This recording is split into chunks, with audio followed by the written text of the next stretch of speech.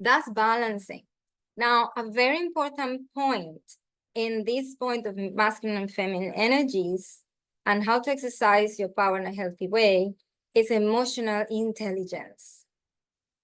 Emotional intelligence just means, as women, we need to be aware of our emotions, our insecurities, our triggers, and get a handle on it.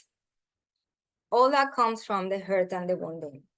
So what you will get if a woman is not exercising her emotional intelligence is that we either go into silence and we repress what we have to say, which goes in tune with your voice, which is another point. So which is from the past as well. Like how many women were silenced and cut the throat because you were speaking the truth. You are talking too much. You're a witch, kill her. Okay? So we are carrying that as well. So in today's world, you're going to see it in working environments. Women that go to work with some men don't want you to be talking too much. Some men don't want your opinion too much. So we start to shut up, just don't say it, just choose. And then you start swallowing the words, swallowing. And then you pile it up there. So it's either that extreme, or then we have another extreme, which is shouting. Because I'm so fed up that I'm not being heard, that I'm gonna scream now. So now any little trigger or something that happens, I'm gonna be like, ah! And then what happens? Oh, the crazy woman, the hysterical woman, she's a problem. You're too sensitive, you this, you that, you. And then you feel bad and it's you is the problem because you. And everything is the woman's fault. Yes, okay, it's our fault. Everything is our fault, fine. Forget it's just the way it is. It's like whether you talk or you don't talk is your fault. It's okay, fine. So what do I do? All right, let me see my insecurities. Where is this wounding coming from? Okay, when in my life I felt like I couldn't speak? When in my life I felt like I was shut up, or I was, silenced, or I was made feel shame because I was saying something, or because I was expressing myself. And that was your true self. That's why it's very important to go back to childhood. When you were a child, in many occasions, and that's where everything started, when you were a child, you might have said something or expressed something or like it was something that was natural to you to do. And that's where the unique self comes. So this is, and I say this innocently because I'm a child, and then somebody around you, usually adults, or maybe it could be older children, if you had older brothers, older cousins, it could be any of that, or friends. They were older and they had a different, they lost their innocence a little bit. So you were still innocent and you were just, and then something came in return that made you feel shame or made you feel like that was wrong of you saying it. A very good example in society is when they tell children to don't say those things in front of those people. Don't say that. Don't ask the lady if she's pregnant. Oh, that's bad. No. And it turns out the child is just innocent asking something because children are honest. Children are honest. And adults start telling the child to lie, basically, from that time. And it's because of society, again. It's a lot of pressure from society. And the child is just being innocent and honest. He's just saying what he sees. And that's what we need to go back to. We need to go back to be more innocent and honest in what we are saying and what we're doing. We need to do that. The world needs that. The world is completely cynic. And that's why we see what we see. That's why the world is the way it is right now. It's ridiculous and insane to see it. So it's absurd. And why is that? Because that quality of love and innocence and childlike honesty with people, with each other, It's gone. It all starts there. It all starts there. It all starts with me, with the people that is close to me, with my neighbor, my cousin, my mom, my brother, my family. It all starts there. That's our job. The job that we have is to take care of those relationships by healing ourselves and then finding ways to have a harmonious life around us. If you do that for yourself, you're already changing so much in the world. Like you have no idea. Talking about power, that is your power. As part of your power, just by doing that, you're already changing the vibration and the energy of the whole earth and the whole world. And you're living by example. That is your job. That if you do anything in this world, in this life, just do that. And you have heaven. You're going to have heaven, okay? It's why we're here. At the end is remembering why we're here. At the end is remembering why I came to this life. What am I doing in this life? What am I doing as a woman? I came as a woman.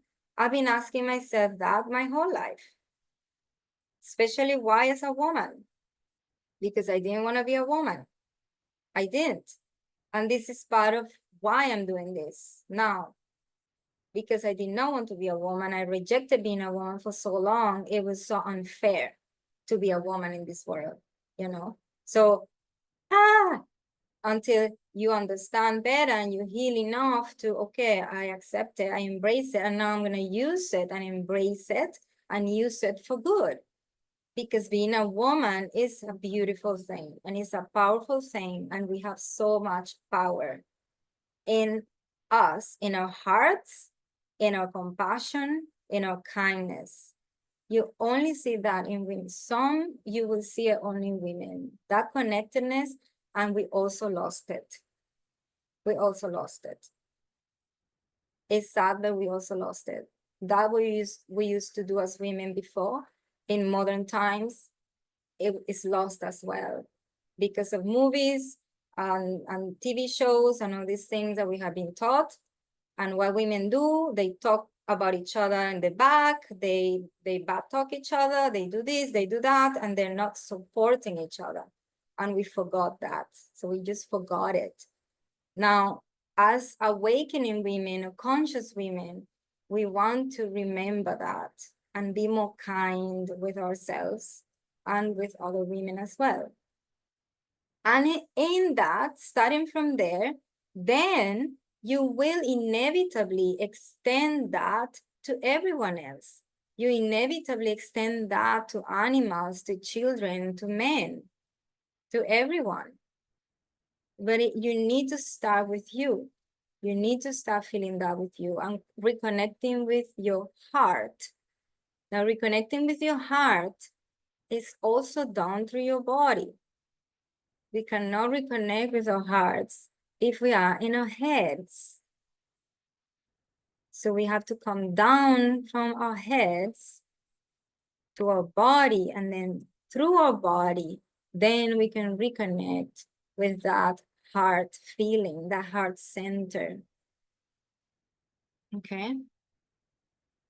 So to balance those two energies, so we have those two extremes, right? So it's not about repressing what you feel. It's not about silencing yourself. It's not about blaming others. It's not about reacting to the hurt.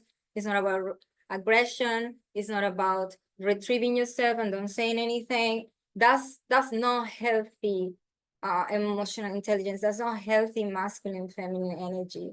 So when you're being aware of it, then okay, yes, maybe, okay, I silence myself, but don't stay there. Just go on your own time and do self-reflection. Just do self-inquiry. The main thing and the most important thing you can be doing is just asking yourself questions all the time. Just do self-inquiry. Why did I silence there? Why did I feel that? Why did they said, what is insecurity? Where is it? All of that will take you to the root of it, always. Now, all of that is connected to self-love, self-worth, self-value, okay? Now, self-value comes from combination of valuing your time, valuing your energy, valuing yourself, valuing your body, valuing your boundaries, respecting your boundaries, respecting your time, respecting your space. All that creates self-value. You have to value yourself to be valued by others. And whenever you find yourself trying to get validation from someone else outside of you, you bring it back to you. And you bring it back to you and be okay. What am I not giving to myself now? Why am I trying to get it from outside? What is it that I am not giving to me now? Why is it that I'm not giving that love and that appreciation to me? What is it? Because anytime you try to get that from outside, it's because you're not giving it to you for some reason. So there's always space for more self-love. Always more space for unconditional love for yourself and acceptance for yourself. The whole of you, all of you, that's unconditional love. And we can do a whole weekend retreat just on those subjects. Okay. Now, I already mentioned some of self-care practices to do to reconnect with your female body, with your female nature, all those things, meditation, yoga, qigong, swimming in the beach or the ocean, going to a waterfall, any of these things that help you relax, maybe taking a walk, gardening, all these things. You need to balance that out with your amount of doing and thinking, too much thinking. Now, I want to ask, so the ones that are here now and the ones that are watching the videos, I want to ask you from all the subjects that I just mentioned in all of this, what are two specific subjects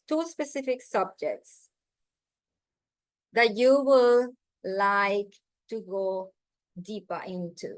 Like from all the subjects, two for each one of you that you will want to, or maybe at least one. If you have two, give two. If you have one,